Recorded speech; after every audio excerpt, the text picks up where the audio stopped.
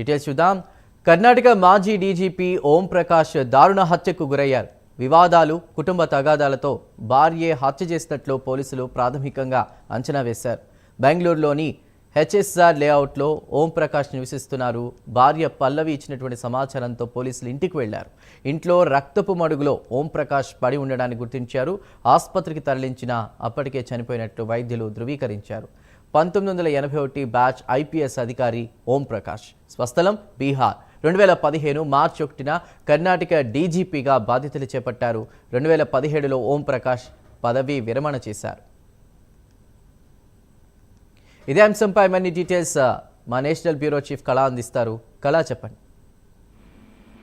దాదాపు కర్ణాటక మాజీ director general డీజీఐజీపీ బాధ్యతలు నిర్వహించినటువంటి ఓం ప్రకాష్ నిన్న అంటే ఆదివారము సాయంత్రము 4:30 గంటల సమయంలో హత్యకు గురైనట్లు సమాచారం రావడంతో పోలీసులు అధికారులు ధృవీకరించారు.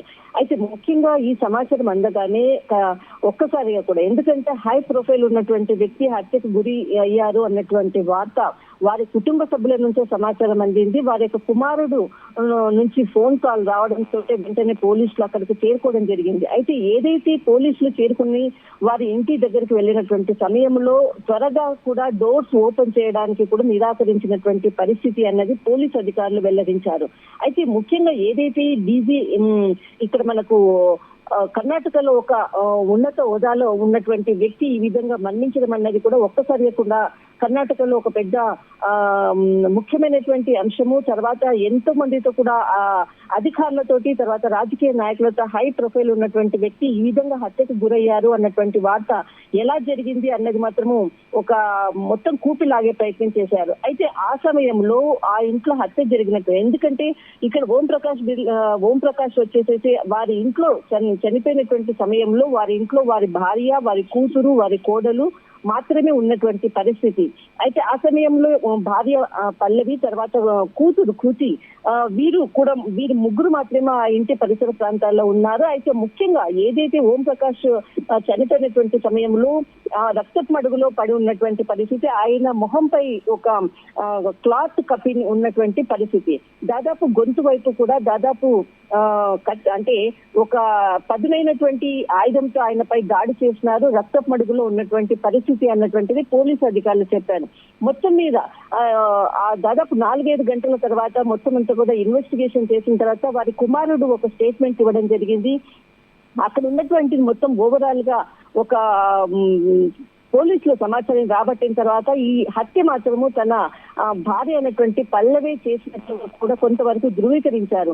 అయితే చివరిగా ఏదైతే పల్లవి కాల్ డేటా తీసిన తర్వాత ఏదైతే ఆయన ఒక మాజీ డీజీ భార్యకు కాల్ చేసేసి ఆ రాక్షసుని నేను చంపేశాను అన్నటువంటి ఒక కాల్ చేసేసి చెప్పినటువంటి మెసేజ్ కూడా పోలీసులు దాన్ని ఆ సమాచారాన్ని కూడా తీసుకోవడం జరిగింది. దీనితో ఒక్కసారిగా కూడా ఈ హత్య కుటుంబ సభ్యుల నుంచే జరిగినట్లుగా పోలీసులు ధృవీకరించారు.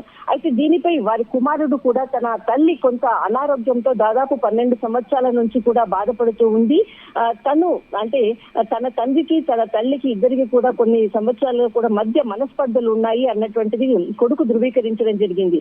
అయితే కొంతకాలం క్రితం కూడా పల్లవి అంటే ఎవరైతే ఓం ప్రకాష్ భార్య మీద కూడా ఒక కంప్లైంట్ ఇవ్వడం కొరకు కూడా హెచ్ఆర్ పోలీస్ స్టేషన్ కూడా వెళ్ళింది.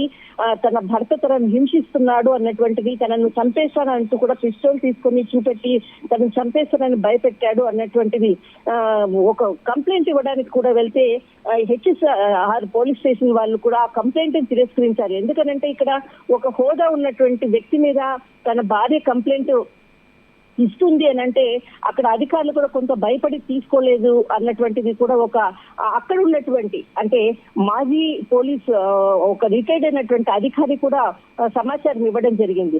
అయితే ముఖ్యంగా గత కొన్ని సంవత్సరాల నుంచి కూడా ఒక ఆస్తి తగాదాలకు సంబంధించినది ఒక ఇంపార్టెంట్ అయినటువంటి ప్రాపర్టీ తన చెల్లెలకు, ఓం ప్రకాష్ చెల్లెలకు ఆ ప్రాపర్టీ ఇవ్వడంతో ఈ తగాదాలు, తర్వాత భార్యాభర్తల మధ్య మనస్పర్ధలు రావడం జరిగింది. తరచూ గొడవ పడుతున్నటువంటి పరిస్థితి. తల్లికి తన కూతురు కృతి కొంత మద్దతు ఉండడంతో కూడా కృతి మీద కూడా ఓం ప్రకాష్ కి కొంత కోపం ఉన్నటువంటి పరిస్థితి. కానీ ఈ సమస్య అంతా కూడా కొన్ని సంవత్సరాల నుంచి కూడా దాదాపు వారి కుటుంబంలో మనస్పర్ధలు వస్తున్నాయంటూ కూడా కుటుంబానికి దగ్గరగా ఉన్నటువంటి వాళ్ళు చెప్పడం కూడా జరిగింది. అయితే ఓవరాల్ గా ఆదివారం జరిగినటువంటి హత్యకు మాత్రము పల్లవి ముఖ్య కారణం అన్నది పోలీసులు ధృవీకరించడం జరిగింది. అయితే మొత్తం మీద ఆ సమయంలో వాళ్ళ ముగ్గురు మాత్రమే ఆ ఇంట్లో ఉన్నారు కాబట్టి వారిని పోలీసులు ఇంటరాగేషన్ చేస్తున్నటువంటి పరిస్థితి. అయితే ముఖ్యంగా ఈ హత్య మాత్రము ఒక ప్రాపర్టీ కొరకు, తర్వాత తన భర్త తనను చంపుతారో అన్నటువంటిది ఒక కోణము, తర్వాత తన తల్లికి అనారోగ్యంగా దాదాపు 12 సంవత్సరాల నుంచి కూడా తను అనారోగ్యంతో ఉంది అన్నటువంటిది తన కొడుకు చెప్పడం. మొత్తం ఓవరాల్